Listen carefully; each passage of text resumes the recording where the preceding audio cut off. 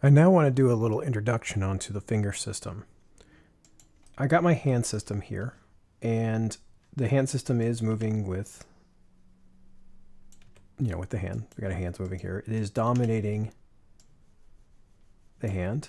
You're only required in this case to do a local oriented hand control. As you can see, it's moving with it. Now we got our fingers. So our fingers, we're going to need a curl for each system.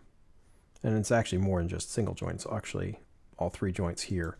So if I grab an index curl, you'll see it goes into here like that. It curls and it hyperextends like that. And all the fingers do that. This is what's called a set-driven key finger system. We got spreads for each one of them. A common mistake students make, not a very common one, but I'll get like one each month that does it, is that they'll rotate, they'll spread on 3 axes like this. So you'll get something like palm tree fingers. That I don't want to see. So I want them just to be at the root, just to go back and forth, just like this. Yes, I want them all to move together, because if you're adjusting one back like that, I can kind of adjust each one. So if he's holding a cup of coffee, I can kind of adjust them around. Sometimes people do spreads based upon the middle finger, and that I don't want. I mean, you can always adjust them this way. The thumb has 3 options on here. Now this again is a set-driven key, and I'm going to show you the direct connection version in a second. Oh, that's spread. So you can do the same curl with your thumb. You can do a drop, which is connecting into the drop attribute like that. And then you can do spread, which kind of folds right in like that. So let me tell you about let me show you the direct connection version.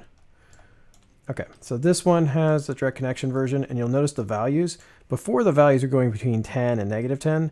These values are much longer, because all it's doing is pumping these values into the rotation of the joints.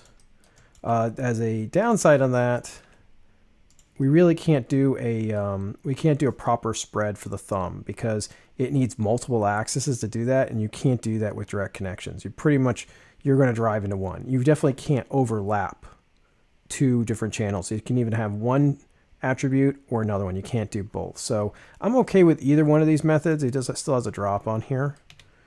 But I want you to be consistent. I don't want you to do like direct connection for one finger and then set-driven keys for another one.